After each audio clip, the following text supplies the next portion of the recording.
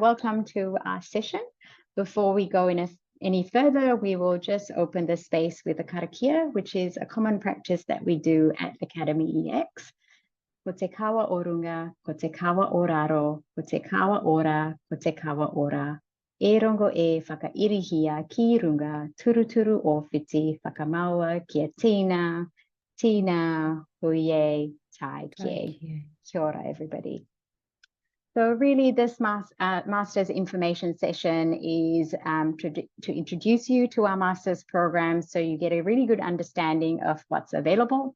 It's an opportunity for you to connect with our alumni and really hear their stories about their journey with us and what makes academyEX unique.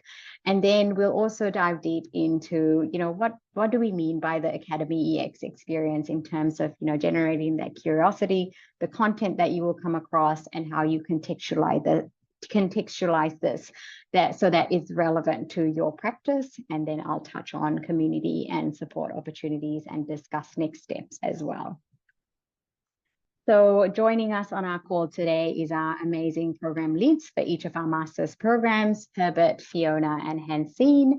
I'm the community impact lead here at academyEX. You would interact with Shruti in terms of finances and enrollment support. And then we also have Asta joining us as the international liaison lead.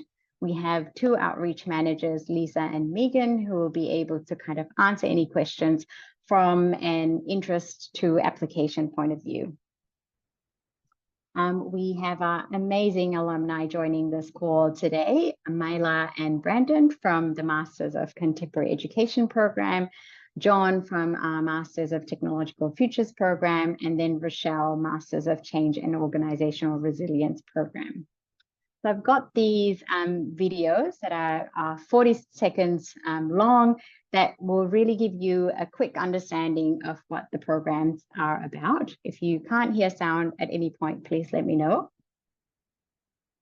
So the Masters of Contemporary Education is a program which supports teachers to understand more about current pedagogical, andragogical, heutagogical approaches to education, just to support them with an understanding of digital technology, contemporary education, culturally sustaining practices, leadership and collaboration, all with the underpinning of research-informed practices that will really make a change in their local kura, school or community.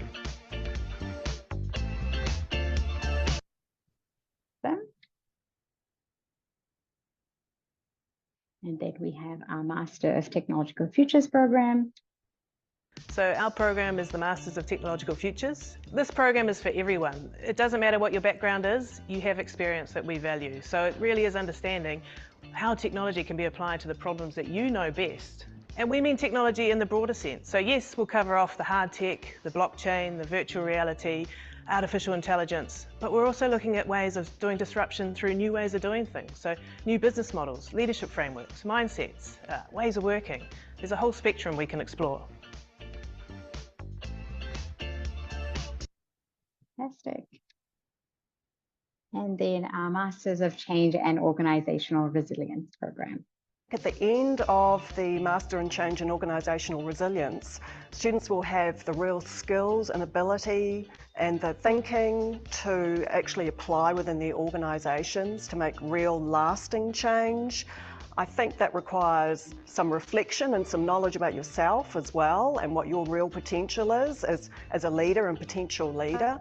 And so you can go into your community, into your organisation and make some real changes.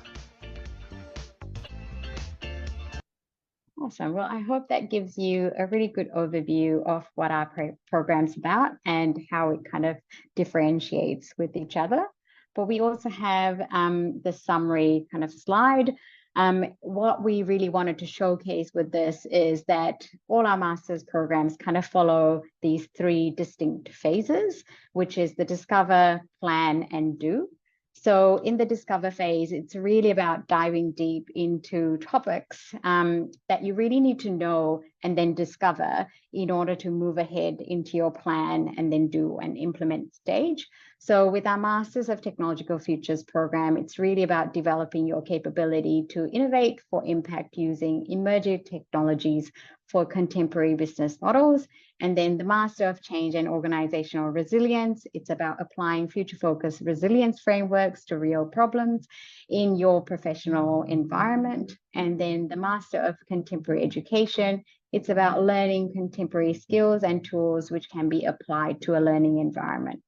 And then after that discover phase, you move into actually creating your project proposal. So you're going to be using applied research methodologies to develop and implement your project. And for the Masters of Technological Futures and the Masters of Change and Organizational Resilience program, what that looks like is, in addition to your project proposal, you also have an ethics application that you will submit as part of this process, and you will come up with a learning agreement between you and your supervisor to kind of have a guidance document as to how you're going to implement the project. And for the Master of Contemporary Education program, very similar, you'll go through and implement applied research methodologies for your planning stage, and which you'll look at contemporary teaching. And again, with that as well, you'll have ethical considerations and an ethics application and a project plan in place. Then you move into your research project, where there's two options for you. You can either do a 90 credit research project, or you can do a 45 credit project alongside 45 credits of electives. So if anyone has any questions at this stage for our program leads, please pop it in the chat. But some of the common questions that we have in terms of the structure is, how do people choose between a 90 credit and then the 45 credit project and the 45 credit elective option? So I might just throw it out to our program leads to see if anyone is willing to answer that question. How do your students kind of choose, or what considerations do they need to take into account when they're kind of making that decision? So I think one of the things that plays a role, certainly in the MCE, is in the first instance, people who come into the program and they have a fairly good idea of the project that they want to implement, they proceed through part 2. Of course, they might change their plan slightly and so forth, but they arrive in part 3 where they feel really comfortable with the project they're going to implement. They also very often, in fact, more often than not, the project is part of a larger project. And so, of course, a 90 credit project is roughly 900 hours worth of learning. And so that's a fairly chunky project. So that's one scenario. But another scenario could, for example, be people who come into the program who are not completely sure what they're going to do in part 3 in their project, but who also feel that they need some, shall we say, specialist knowledge that they're lacking. And so they might opt for the 45 credit project, because together with that, you also complete 3 15 credit courses. And those 15 credit courses can actually give you the specialist knowledge and skills that you require to implement your 45 credit project effectively. So that's one potential answer. Perfect. Thank you, Herbert. Anything to add to that, Fee and Hansi? I think for MCOR, it's really, again, around the size of the project and whether there is an implementation phase part of the project or not. And if there's not, then it may be better to go through the elective side and have a smaller project, which is more of a strategy ready for implementation. So that would be really the difference. It's just the size of the project, but also we get a lot of students who wish to carry on to further study, and that can influence whether they do a 90 credit project and which is classed as a research degree, or whether they do the elective role, which would be more of the taught masters in essence. So there's another couple of options in there in terms of decision making. Awesome, thank you. And Fee, I would assume that the Masters of Technological Futures program, it would be pretty similar consideration as well. Yeah, similar. And this is where you have an opportunity to engage with micro credentials potentially. So some of our shorter 15 credit courses can be bundled up if relevant to your project, or that additional learning that Herbert alluded to. So those could be used as part of the electives. Perfect, thank you. And I might keep you there for the next question. What is a learning agreement? I think that's something that we often get asked, and I think that's something that is unique for academyEX as well. Do you mind just touching on that? Yeah, so this is how we enable our students to essentially design their own projects, to design their own masters. So they make an agreement with their advisor, and through that with academyEX, of what they're going to deliver in their project phase, and that allows us to enable different outputs or artifacts to the more traditional thesis or written report model. So that's kind of our internal assurance quality, to make sure that what students are delivering for the outputs meets NZQA standards, but also can create, opens the door up for incredibly creative different types of projects. Perhaps some of the others can allude on what those projects might entail. Fantastic, thank you, Fee. Anything to add there, Hansine? Yeah, well, a learning agreement is really that negotiated output, and it's as Fee's already mentioned, it is the way that we say through the project how you're going to meet those learning outcomes, so that they're not generic learning outcomes. They you meet them overall, but that's the piece that goes in between, and that's the real special piece that we have that's different to a more traditional type thesis or master's project. So yeah. Okay, fantastic. Thank you. And another question we often get is, and something that I guess not many people realize, is the support, the one-to-one support that you get from our advisors and our team of advisors. Can you maybe speak a little bit on that in terms of, what is the cadence with, working with an advisor? Is it similar to like a supervisor model at traditional universities? What's that one-to-one contact look like? Yeah, absolutely. So it is really regular in terms of cadence from part 2. So you pick up what we call our advisors, rather than using the term supervisor as a group, because we're not looking at providing necessarily a subject specific advisor, but we have a team of well-experienced advisors who support the research process, so that you do and conduct really great research, and that keeps it really individualized. So you may have half-hour meetings every fortnight, and that can increase when you need it, just before submissions or getting some formative feedback from them. But it's really a collaborative approach to advising. They're there to support and guide. They're there to have your back. They're a really, really important part of the delivery of our masters, but also, again, a unique element in the way that we use their expertise to support and drive your projects forward. So yeah, it's a really we get a lot of positive feedback in terms of this model, and it takes a lot of the, oh, well, I've never done formal study, or I haven't done formal study for a long time. We've got someone walking alongside you through the actual research phase that you've always got to reach out to, but also having the team aspect. If there are areas of expertise that you require across the team, we generally have that, and we can pull that resource also to support you. So there are many, many pluses for it, and it just takes I guess it's using the ACO model in terms of having learning with the learner and also with the advisor, and vice versa. So. Yeah, perfect. Thank you, Hansine. I think that was a very comprehensive answer.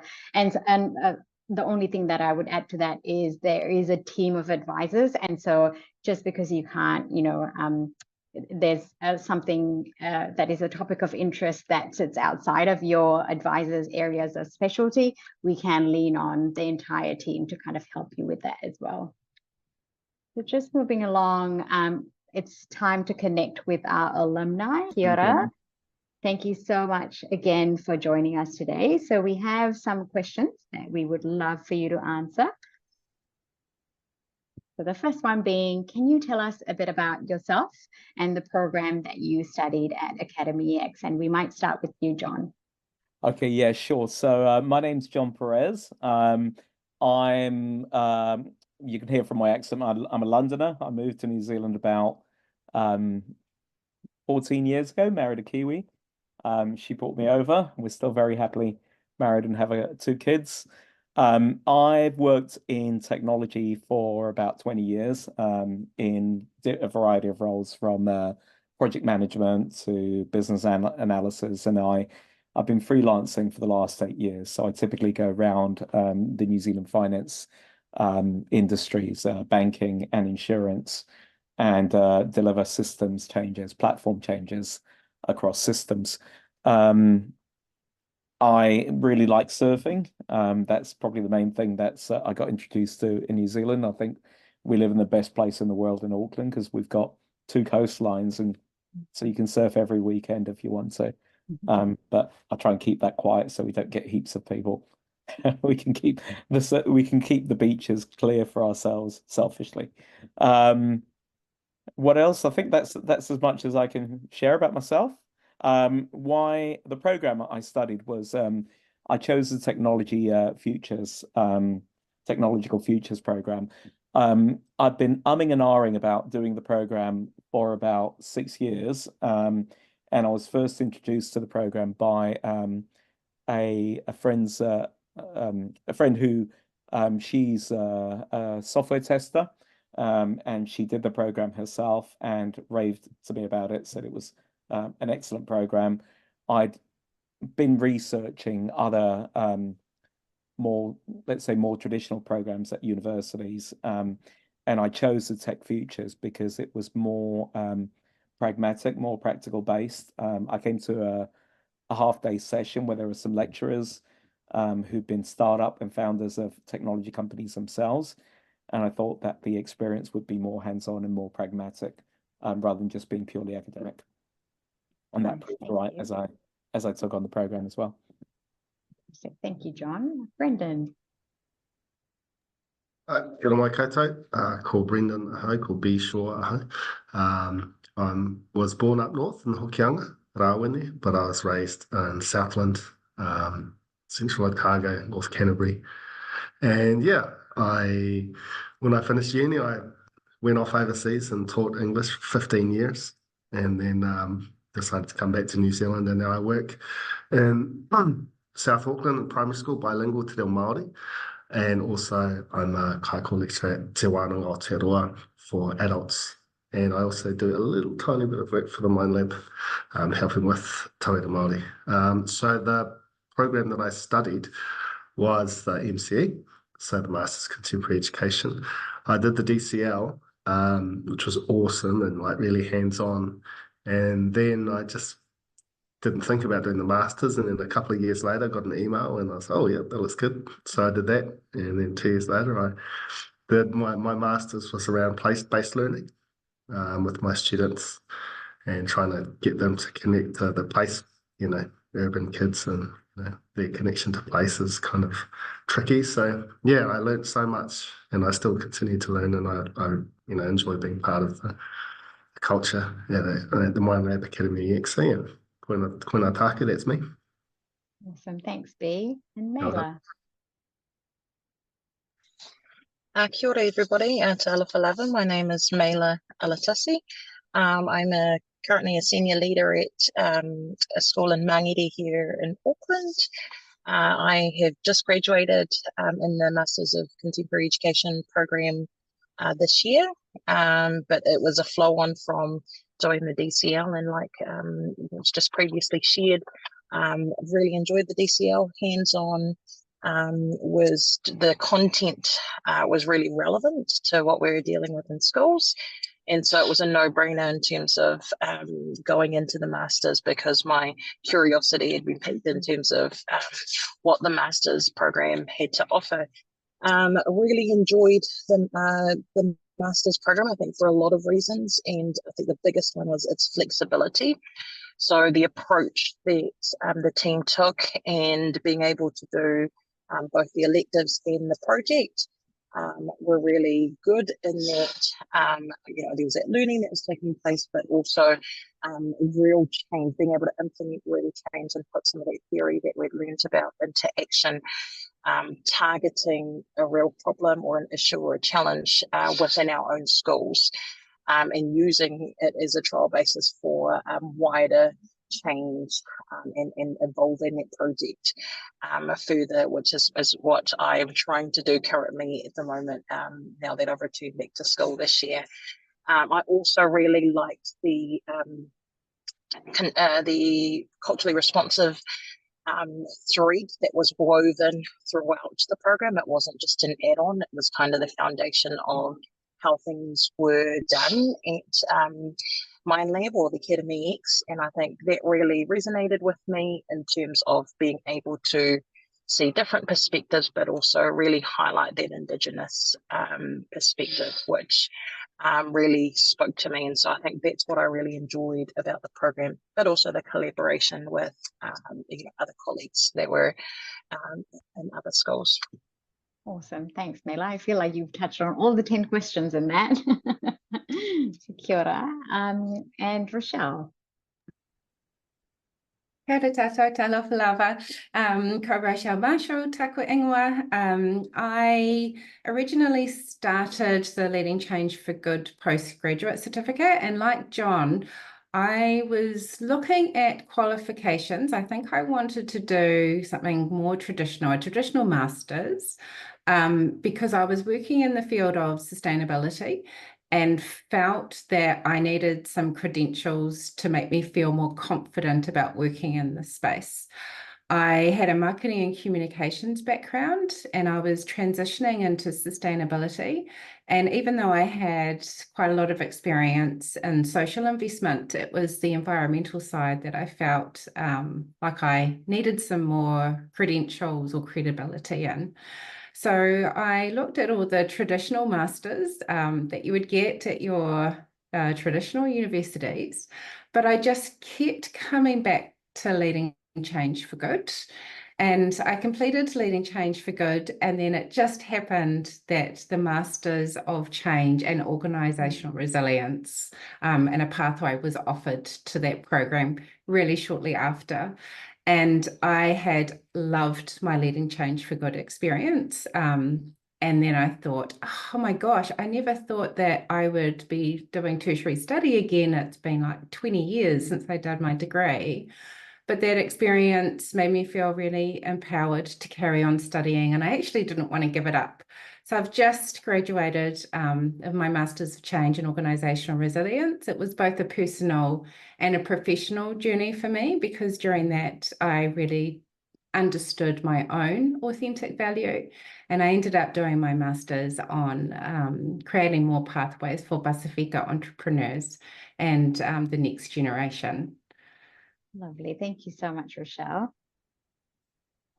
And yeah, I think we've touched a little bit on this, what motivated you to undertake your master's program with academyEX instead of other tertiary institutes. And I think Rochelle, yourself, and Mila kind of touched on this. Did anyone else have anything to kind of add to this? When you're comparing study with us and another institute, what made you change your mind?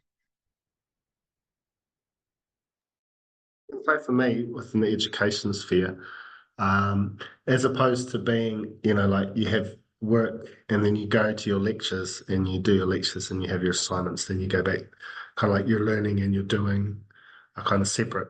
With Mind Lab academyEX, they were completely linked. So you'd learn something and then the next day you could go in and try it. And if it didn't work, you try different, it was awesome, like to be able to immediately apply stuff that you had learnt. And the MCE is especially part 1 and 2, you're learning all this new stuff and you're able to apply it like immediately. So it was, the degree was based, it was based around what you were doing, not like to the side of what you were doing. Mm-hmm. Yeah. Thanks, B. John, any thoughts here? Yeah, I think for me it was breaking new ground by a number of the lecturers are founders of technology companies in their own right. So I think you get an extra dimension of both the exposure you'd get to some of the academic lecturers that you would in a university, but then some people that are actually out there hands-on trying to create businesses around technology as well. So it's that level of insight I thought would be that's what gave it the edge. I also think that the Tech Futures Lab, as it was then called, had a bit of a reputation for challenging some of the existing paradigms around education as well.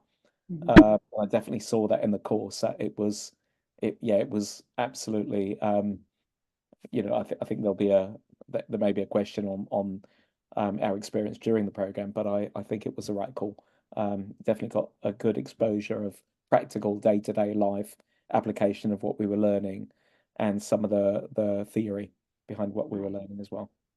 Thanks for that. And did you come to the Masters with a specific area of exploration in mind for your research project, or did it kind of evolve through the process? Mela, I might turn to you as the first for this. Great. Yes, I did come in with something in mind. I knew that I wanted to focus it around leadership, particularly building thriving leadership teams, and but, you know, supporting principals in their sustaining of positive, effective, collaborative leadership teams. That evolved as kind of I picked up new knowledge and the electives that Herbert alluded to. As things changed, as my experiences changed, as you know, some of the things that were mentioned were the different paradigms and the challenging the different paradigms. And I think for me, having a broader range of different resources and perspectives really helped you grapple with some of like the different underlying things that were kind of the root causes of some of the problems, as opposed to kind of one perspective. And so that really, again, resonated with me and helped me to see a problem or a challenge, or that I thought that I wanted to explore, and how that evolved. Further, I think having a positive relationship with your supervisor and your collaborative group that you're working with, that really helps support you in challenging some of your initial ideas, trialing some things as some of the alumni have already spoken about. But it's just a natural process. I think I'm someone who kind of has my mind set on what I want to do, and I go on with a plan. But I think what I really enjoyed about the program is there's just that flexibility to just go on the learning journey, and be confident that you will always have the full backing and support of your supervisor and the lecturers, and kind of explore and do an iteration of your project and see if it works, and then adapt as you see fit. So I think definitely I went in with an idea, but as you learn and as your learning grows and evolves, so does your project, and you'll come to a project that is really fitting for the area that you're exploring. And so, yeah. Perfect, thank you. And did anyone kind of come into this without a project in mind, or you went, I have no idea, but I'm going to trust the process and kind of give it a go?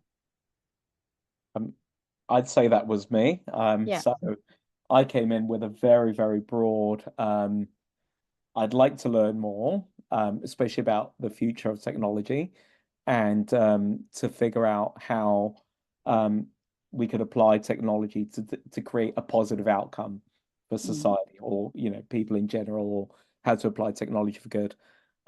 As I got into the project and into the research, I came across the topic of modern slavery and labor exploitation, and particularly you know, the impact that global supply chains have on that problem.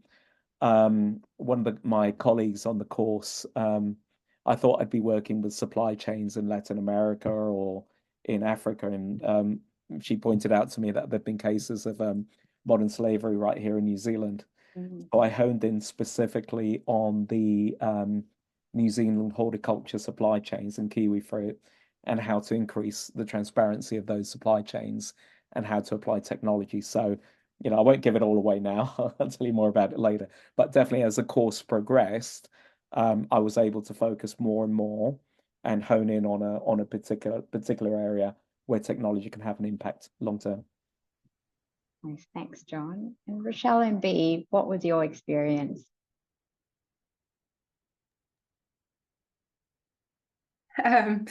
I I came into my master's knowing that I loved this. I called it the infinity of kind of work and practice. And Bea talked about that, about being able to weave the theory into your practice at work.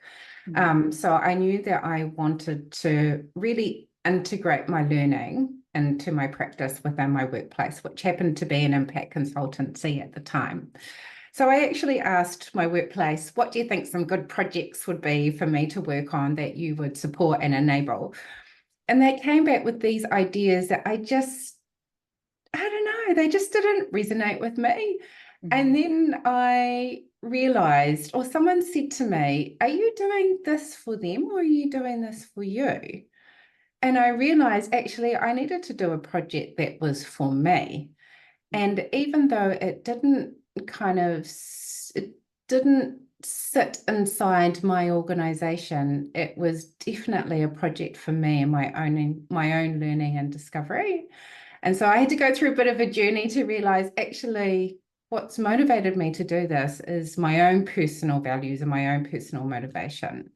And so I ended up doing a topic that kind of sits outside of my organization, but they can benefit from a lot of the tools that I gained and skills that I gained from actually completing the research project. Awesome. Thanks, Rochelle. Yeah, and I had no idea what I wanted to do.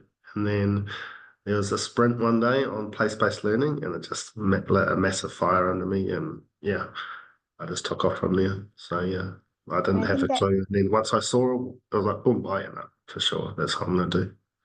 Yeah, perfect, Bea. Thank you. And I think just to make a point to that is that the guidance that you get at academyEX is all about finding that fire and finding that passion, because whatever you choose to do in terms of your project, ultimately what we want is for that to benefit you and society, and you really need to be passionate about what you choose. And so, you know, the guidance that our advisors and our program leads give you is part of that process as well. The next question that we had, and just noting that Mela has had to leave us because she's into winter sports and needs to support her whānau as well. So thank you, Mela, for joining us for the time that you did. So can you share a stand-up moment or experience from your master's journey that makes academyEX unique? You know, what made you kind of that aha moment, like, I really truly belong here and this is what what I was meant to be doing? Can anyone share your experience there?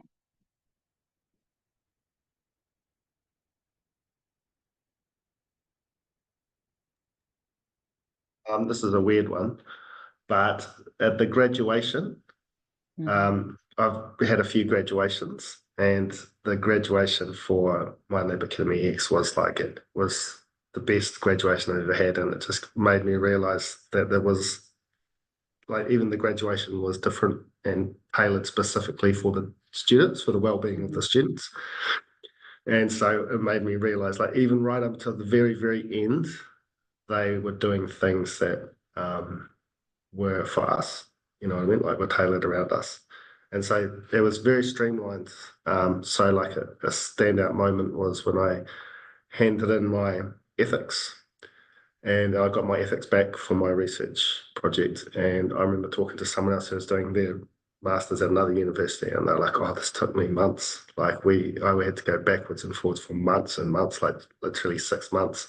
And mine was like, you know, three weeks or something like that. And it was just like, oh, I'm in the right place. Yeah. Not because it was easy, just because they think about the experience of the tauira, I think. Thanks, Bea. Any other contributions to that? Yeah, mine was the welcome. The welcome had me almost in tears. I didn't break into tears, but it was just you know, I think I don't know what the Maori word for it is, but it was a proper, you know, Maori welcome. And I wasn't expecting it. And yeah, it just really left quite an impression on me. So yeah, that was and I think that reflects the ethos and the possibly maybe the word is the culture of doing a course with academyEX is for me that exposure to Pacifica cultures and different ways of thinking, and incorporating Pacifica and Maori principles all the way. They're weaved all the way through the course. So I think it's quite unique, and I think it's it's definitely an area where I think New Zealand could be a light globally as well. Yeah, lovely. Thanks, John. The next, what strategies did you use for managing the workload in your master's program? Turn to you for this one, Rochelle. Thank you. I actually remember sending this to Hayley, my advisor, but also the academic director at academyEX, because I said, I'm not sure that these are strategies, because one of the biggest helps for me was actually my husband and my partner. He's also from England, so go John. But actually it's the sharing of the workload. So everything that happens in the house is shared, and that means that there is a lot more flexibility. So if I am deep in trying to do thematic analysis, you can't just stop that and then, think, oh, I'm going to go and do other things. You kind of have to be in the zone. And if I just turn around and said, I've just got to finish this, he's like, no worries, I'll take the kids to sport, or I'll get dinner on, or whatever. So actually my partner was a magnificent help for that. I know that's probably not helpful though, in terms of giving other interested people strategies. I also went down to 4 days a week. So I know that is a real privilege though. But actually ended up just biting me in the bum, because it's a 5-day-a-week job done in 4 days. And so you end up doing just as much work.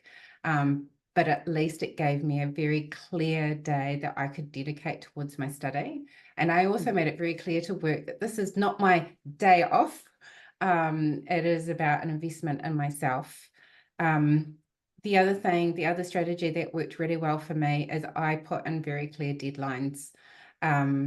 You will not believe how long data collection can take. And sometimes you think, oh, just one more interview, or just one more. But if you start to slip on some of those key milestones, it starts to eat into other things, which are also very essential, like actually writing the report. So clear deadlines, an awesome partner, and just having a very dedicated day towards study. Nice. All that tells me setting boundaries, right? As you tackle this. Perfect. Yeah. Bea and John, anything to add to that?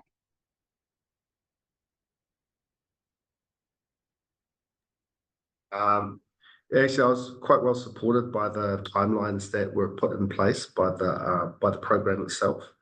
So that's what I said, when it's like streamlined, it's like, this is due then, but you've realized that this is actually, this thing that you've done, this assignment you've done, is actually part of the whole bigger process of the masters. It's something you would have had to have done anyway, and maybe in other universities you would have just been left by yourself to kind of do it, but they understand that no, you need to have this done. So it all connects really well. So yeah, I kind of just put my faith in the system and followed the timelines, and it worked really well for me. Thank you. Yeah, I'll just add. I had the privilege of being able to go down to 4 days a week initially, and then I actually ended up going down to 3 days a week towards the end. But that's because I'm a freelance contractor, so I could pretty much choose the hours and negotiate with my clients on certain days. But having dedicated days absolutely helped, and it I treated those days with a very strict focus. The other thing I found quite helpful was just doing something every single day, and just the way that a small amount of work done daily accumulates over time. So when I did my first degree 20 years ago, I was a bit of a crammer. I'd leave everything to the last minute, and then and I think possibly the biggest thing the masters taught me is that the power of building up incrementally towards an outcome. So I definitely treated the papers in that way. And I second what Rochelle said. I had a very supportive partner. She was absolutely amazing all the way through. So it's always good if the family's doing the masters with you, which they do. Amazing. Thanks, John. And I think you really raise a really good point there about incremental kind of developments to your goal. And speaking on behalf of the program leads and the team here, I think our assessments are designed that way as well, where you kind of tackle it in a chunk kind of basis. And so you're supported from that assessment pathway as well. Speaking of which, we do assessments differently. Can you share your experience in that respect versus, traditional kind of sitting exams, doing assignments and submitting like the grandiose thesis? How has that experience been different at academyEX? John, I might start with you. Yeah, I think it took a lot of the pressure off in that as you're handing things in. I remember someone on the cohort said to me that she needed to she was applying for a role and needed to get some credentials for the work that she'd done up to date, and the fact that she was able to do that halfway through the masters, she already had some NZQA credits, so to speak. She found a relief, and I remember sitting there writing the final assignment and going, it's okay. It's not all dependent on this one thing being perfect, because the learnings happened all the way through throughout the 18 months. So I also think the consistent feedback and engagement with the supervisor, she was incredibly helpful for me. I'm very I can be a bit perfectionistic and want things to be perfect, and I think she just created a bit of sanity, including telling me to have some time off over Christmas, which I ended up doing, and that was really good, just to take that week off and let my brain relax and refresh.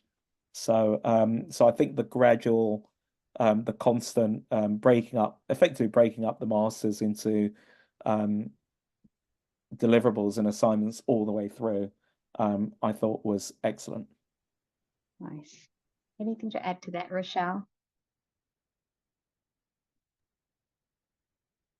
I don't even know the difference really between what a traditional university might look like versus what I experienced. But what I do know is that people go, oh, so your thesis. And I was like, no, it's not a thesis. I'm actually applying the change. Like I'm doing it. I'm not just writing about it. And I felt like I had to drum that into people. So that this is about practical doing. So that was probably the biggest paradigm shift for a lot of other people, and saying, oh, you're doing your master's. Oh, what's your thesis on? So I remember having to explain that quite a few times. But overall, you kind of submit a proposal about what you want to do for your research project. But the flexibility of your own learning agreement as you travel through your project is really amazing. It's not like you drew this line and now you've got to stick to it. So I think that flexibility that Mela talked about really comes through in terms of your assessment and that learning agreement. And then also towards the end, you can be as visual and creative. And the thing that I really loved that Hansine really promoted for all of us was use your strengths when it comes to presenting your project. I mean, I'm a really good dancer, but I didn't do interpretive dance this time. But I definitely used visuals to really explain some of the concepts that were really important to me, especially for my Pacifica methodology. Fantastic. Thanks, Rochelle. I'm also mindful of time, so we'll just move on to the next question. Was there a time where you were particularly challenged during the master's program, and how did we kind of help you navigate that and overcome that? B, I might turn to you for this one. So my part 2 was during COVID lockdown. and we had to do a lot of collaboration, and we're all zoomed out of our minds. And the times that we came together on Zoom ended up being like one of my favourite times of the week, actually, because we were on hard lockdown. South Auckland, we couldn't even leave the neighbourhood. So yeah, and I think Academy in my lab, they understood that, you know, we were going through hard times, and so they put out lots of stuff about, you know, looking after South mental health wise, and a lot of people got extensions. And when we had stuff where we couldn't get together because people were sick, or they weren't even allowed, you know, back to their own houses because they were stuck, and we got like just automatically like, oh no, you can be flexible, just do this and do that, and you know, da da da. So yeah, that was pretty challenging, but they were really responsive and flexible around that. So in the end, we got all the work done, but it was just done in a more supported way. Yeah. Perfect, thank you. The next, how has this impacted your career progression? John, throw this one to you. I think, yeah, well, there's a couple of things immediate things that have happened. I've got involved with a couple of startups that are working in this area in an advisory capacity. So I'm applying some of what I've learned to guide them in their development of the products that they're using, both Kiwi startups to increase transparency in the supply chain.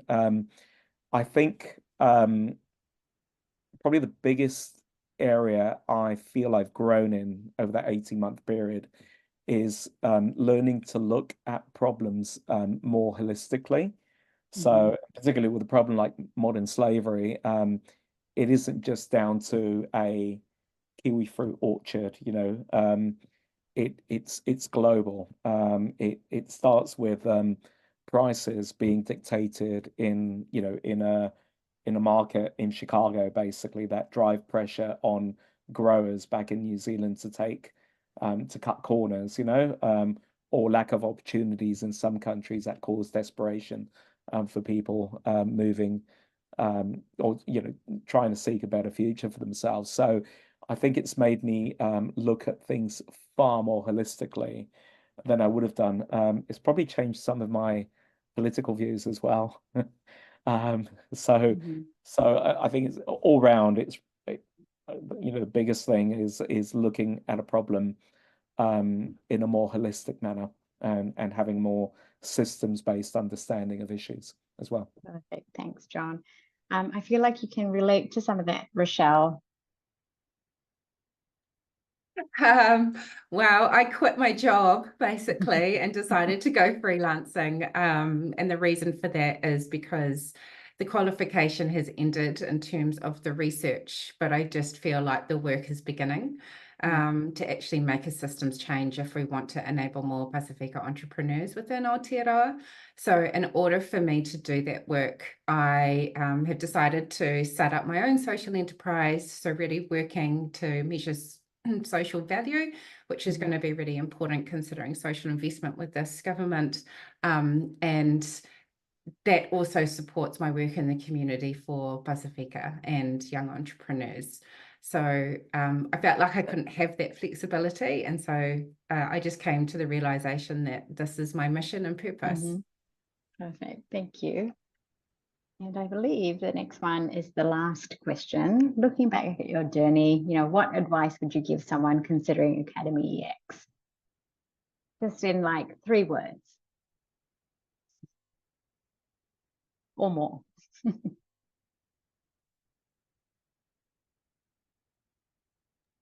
Give it a go. Nice, love it. John? Oh, am I okay? I was waiting for Rochelle, but I give it a say, go. what advice would I give to someone considering academyEX for their study? I'd say go for it. You know, just take the leap and start. On a practical note, there was something in, I think it was a second lecture that had some advice shared by previous cohorts, giving to the new cohorts, and that one of them was keep a learning journal. Mm-hmm. And I took that on board, and I did that every single day pretty much. And it was so helpful when it came to 18 months down the line, and you're sitting there trying to bring everything together, being able to review that log and and just see the journey out of and consolidate all that knowledge into the final outcomes was really, really helpful. But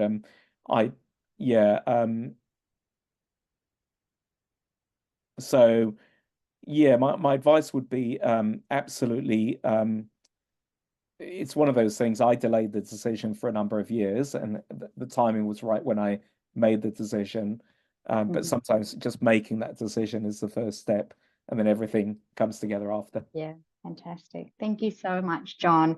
And Rochelle, I know B had to drop off the call as well. So thank you for sharing your insights and your journey. We really appreciate you joining this call so that others can kind of learn and hear from you as to what the academyEX experience is all about.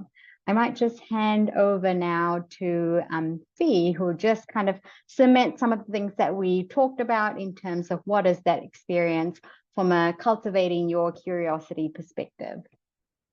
Yeah, thanks, Mahesh. And yeah, just really want to acknowledge our alumni, how wonderful it is for us program leads and the broader team here at academyEX to hear you share your experience. Yes, it's very humbling and uplifting and validating. So thank you. And look, I think our alumni have exemplified this, cultivate your curiosity.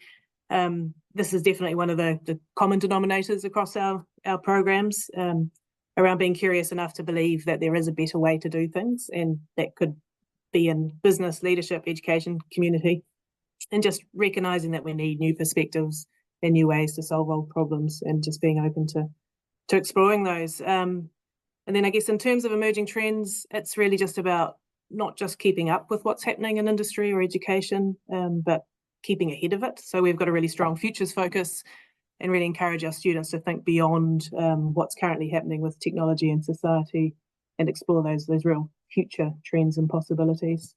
And tailor your journey. So look, John, I think if I went back to your interview notes from about 2 years ago, I don't think either of us would have foreseen that you would end up with a modern slavery project. So I think that's a perfect example of, you don't need to have a specific project in mind when you begin, just that curiosity, that open mind, and then just trust the process. So allow your interests, those aha moments from your learning journal to guide you, and just see where you go, because you'll end up somewhere pretty interesting.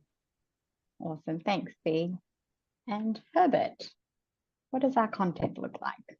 Well, I suppose it's quite varied. Obviously, the first point relates to the whole idea of industry experts, but I think the truth is probably closer to the idea of a really unique blend, I think. Because on the one hand, we do have the industry experts, but we also have in-house expertise. And I think Maheshi referred to the fact earlier on that, we don't really speak about supervisors as such. We speak about supervisory teams because we really assist each other. And so we have a fairly wide range of people who have very specific skill sets that certainly can be useful. So I think that blend is quite unique and quite interesting and quite valuable. So the methodologies we employ, I think we've spoken about quite a bit already in terms of what the alumni have said. But essentially what we are definitely looking at doing at academyEX is pushing the boundaries, pushing the envelope. There's no doubt about that.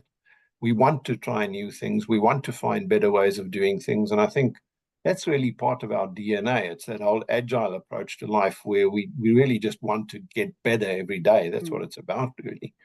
And the beauty, of course, of the way in which we work and the different master's programs that are available is the fact that we can, sort of embark on this interdisciplinary journey where we're not only looking at something from a single perspective, but we recognize the complexity behind it, and we can get inputs from a whole range of people, and those are equally valid given a particular project or a particular area that you're working in. So in those three ways, I think academyEX offers quite a unique mix that you will struggle to find at some other institutions, is my view, anyway. Awesome, thanks, Herbert. A view shared by everyone who works here. And Hansine, how do we contextualize our learning?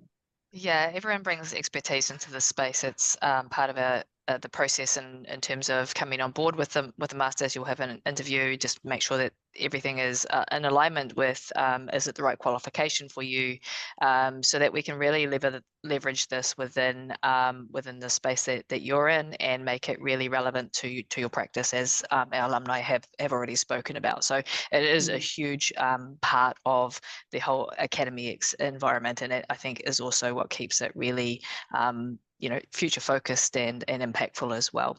And as part of that, we ask you to identify that problem space really clearly, and the need and the why your project is needed within your context, and this will support you to develop the solutions, because often we'll come in with people with pre-developed ideas around solutions, but the challenge is to do that critical thinking in and around this space so that you are getting the best product and result for that change or impact that you're after, and then driving that change forward. If we have the alignment right, then you're going to get, as I said, the best outcome for your project. And sometimes it does shift a lot in terms of what you think you're going to do to what you actually do.